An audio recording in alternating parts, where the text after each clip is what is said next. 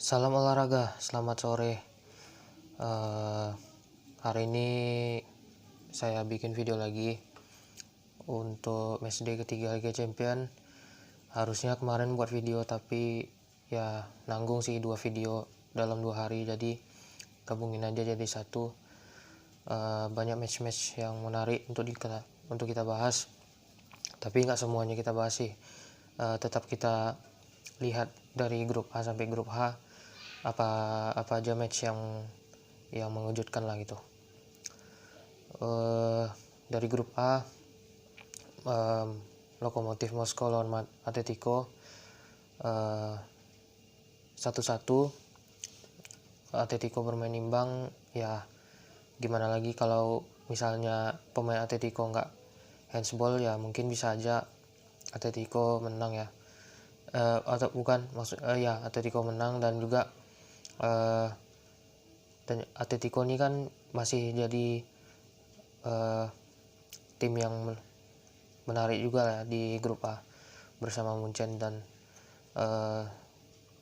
mereka memang masih bisa lolos lah kalaupun mereka nggak kepleset dari Lokomotif atau juga Salzburg. Lalu untuk grup B itu ada di grup A tadi satu lagi, Munchen lawan Salzburg. Ya Munchen unggul segalanya lah, karena mereka memang bagus lah, karena ya mereka udah win streak juga kan selama beberapa match, jadi sangat layak Munchen itu untuk menang. Di grup B ini yang seru, ada Madrid lawan Inter. Madrid akhirnya bisa menang di Champions League, menang dengan susah payah. Ini memang pertandingan yang nggak gampang. Pertandingannya lumayan seru karena kedua tim sama-sama ingin menang, apalagi karena kedua tim kan sama-sama belum memenangkan laga di 2 laga awal, jadi keinginan untuk menang dari kedua tim itu besar gitu. Pertama, gol pertama kan diawali dengan umpan yang salah dari Hakimi. Mungkin sekilas itu seperti didorong sama Mendy ya, tapi tidak jelas juga apakah Hakimi memang salah passing atau bagaimana. Lalu Benzema dengan dingin menyelesaikan umpan tersebut dan menjadi gol. Lalu gol Ramos, ya sangat kita tahu lah kan, Ramos memang unggul dalam segi sundulan, jadi layak 2-0. Lalu ini yang membuat Madrid lengah karena mereka membiarkan Inter itu membangun serangan gitu. Karena serangan itulah Inter bisa mendapatkan gol lewat Lautaro yang mendapatkan umpan. Saya rasa itu umpannya keren kali lah dari Barella. Barella juga di plot di posisi tengah untuk membantu Perisic dan Lautaro gitu.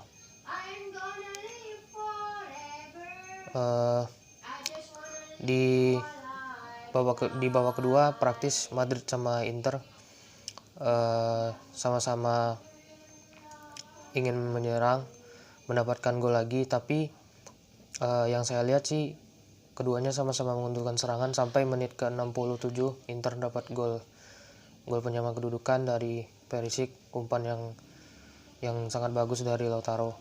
Lalu masuknya Rodrigo sama Vinicius ini ternyata memberikan perubahan juga, karena Hazard dan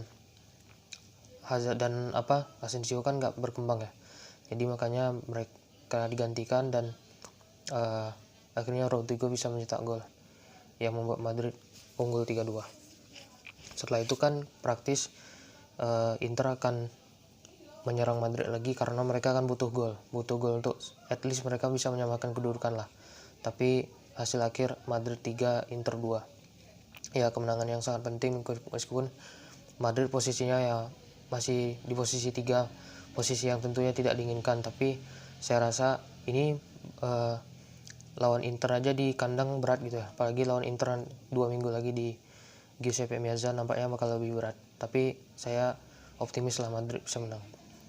Lalu ada pertandingan lain, ada Shakhtar Mönchengladbach. Ya Mönchengladbach luar dugaan bisa menang, ya nampaknya Mönchengladbach ini bisa jadi tim kuda hitam di grup B, karena memang di grup B ini ketat poinnya, hanya beda 3 poin antara Mönchengladbach dengan Inter, Shakhtar 4 dan Madrid 4 gitu. Jadi nampaknya memang di grup B ini 4 tim itu masih berpeluang untuk lolos. Di grup C ya City sama Porto layak menang, karena memang Marseille sama Olympiakos nampaknya lagi underperform di Champions League. Apalagi Marseille ya, yang dijagokan kali bisa mengganggu City, malah udah 3 kali kalah gitu. Di grup D ada Liverpool, Atalanta, dan Ajax Midtjylland. Liverpool Atalanta ini seru ya, karena Liverpool ternyata bermain bagus meskipun banyak pemain yang cedera macam Van Dijk, Matip, dan juga Fabinho, tapi ditutup sama penampilan gemilang dari Jota tuh kan penampilan yang bagus lah, karena sebelumnya dia pada saat melawan Sheffield dan melawan West Ham dia kan mencetak gol tuh. Nah, nampaknya Jota ini akan dikasih kepercayaan lebih lagi dari Klopp. Apalagi underperformnya Firmino sangat berpengaruh. Ketika Jota mendapatkan ruang gitu kan, mendapatkan space di depan, jadi dia bisa menyelesaikan dengan baik. Ya, menurut saya Liverpool masih jadi salah satu kandidat juara Liga Champions, karena mereka memang tim yang konsisten dan mereka belum kebobolan ya di Champions League sejauh ini. Itu dari Atalanta Liverpool. Dari Atalanta yang ingin saya koreksi sih, jujur Atalanta nggak kayak musim lalu yang bisa tembus ke perempat final. Atalanta yang sekarang ini kayaknya beda dengan Atalanta yang kita kenal musim lalu, karena kita tahu Atalanta ini kan memang tim yang subur ya, tim yang selalu mencetak banyak gol, tim yang selalu mendominasi permainan. Tapi ya apa boleh buat, ketika mereka satu grup sama Liverpool pun mereka nggak bisa berubah apa-apa. Ketika pemain-pemain depan mereka tidak bisa mencetak gol, ya Atalanta harus menerima kenyataan bahwa mereka memang kalah jauh dari Liverpool. Lalu Ajax Midtjylland, Ajax menang dengan skor 2-1. Ada hal menarik ya, ada cerita menarik, karena Ajax mendapatkan free kick di dalam kotak penalti, dan ketika gawang udah dijaga sama 11 orang termasuk kiper, ternyata masih nggak bisa membendung tendangan dari Dusan Tadic. Ajax pun menang 2-1. Ya, itu kita ke grup E. Chelsea Rennes menang 3-0. Chelsea Werner nyetak 2 gol, dan satu lagi dari Tammy Abraham, yang ya Chelsea memang sekarang ini udah lagi bagus-bagusnya lah. Udah mereka kipernya bagus, Edward Mendy yang udah mencatatkan 5 clean sheet, dan performa lini belakang, lini tengah, dan lini depan mereka sangat solid. Saya rasa memang mereka bisa melaju jauh di Liga Champions musim ini kalau mereka tetap konsisten dari fase grup. Lalu Sevilla Krasnodar, Sevilla menang 3-2. Ya, Sevilla layak menang lah, karena memang beda Sevilla dengan Krasnodar dari sisi permainan. Ke grup F, Zenit lawan Lazio imbang. Ya, Lazio yang mengalahkan Dortmund di awal sekarang malah bermain imbang melawan Zenit. Ya, semoga aja sih Lazio ini bisa mengikuti jejak Atalanta, tim yang konsisten di Liga Champions musim lalu. Lalu ada Dortmund lawan Klub Brugge, menang Dortmund 3-0. Dortmund saya rasa layak menang karena memang mereka memiliki predator seperti Haaland, dan juga mereka menunjukkan semangat untuk bisa memenangkan pertandingan. Salut buat Dortmund yang diisi oleh rata-rata oleh pemain muda, karena Dortmund ini kan menurut saya ya pesaing Munchen, tapi mereka selalu nggak konsisten gitu di Bundesliga. Ya, semoga aja di Champions League ini mereka konsisten. Ke grup G, Barca lawan Dinamo Kiev. Barca ini kan beberapa match terakhir nggak konsisten ya di La Liga, di UEFA Champions League mereka memang kemarin menang lawan Juve, tapi lawan Dinamo Kiev ini agak sedikit berbeda ya. Memang mereka menang gitu, mereka menguasai jalan pertandingan, tapi mereka ini sekarang lagi dilanda masalah internal juga. Ternyata karena Barto out, masalah di Barcelona itu belum kelar. Bahkan berita terakhir menyebutkan Barca ini lagi diambang kebangkrutan kalau misalnya mereka nggak potong gaji pemain lagi gitu. Ya, mungkin ini berpengaruh terhadap performa pemain di lapangan, sampai Messi pun ya kalau bahasa kitanya sih jalan kaki doang ya, dia nggak mau ngerebut, bola sedikit pun dari pemain Dinamo Kiev. Tapi Messi memang di pertandingan ini banyak mendapatkan peluang ya, salah satunya dari free kick itu. Luar biasa lah penyelamatan dari kiper Dinamo Kiev. Padahal Dinamo Kiev kasusnya sama seperti Shakhtar lawan Madrid kemarin. Mereka kalau nggak salah 11 ya, itu 11 pemain mereka positif virus, jadi mereka melawan pemain yang seadanya lawan Barca. Tapi mereka bisa menggagalkan beberapa peluang on target dari Dinamo Kiev, dari Barca. Salut lah buat Dinamo Kiev. Meskipun mereka kalah, tapi mereka menunjukkan semangat juang.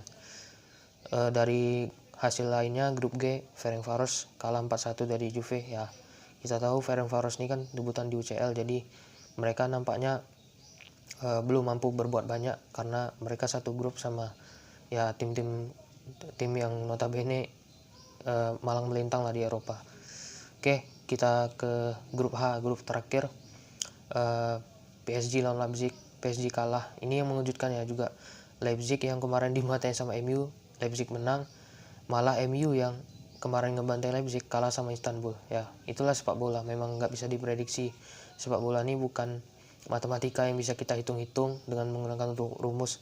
Tapi emang sepak bola inilah yang membuat sepak bola itu menarik, karena memang semua pertandingan itu pasti ada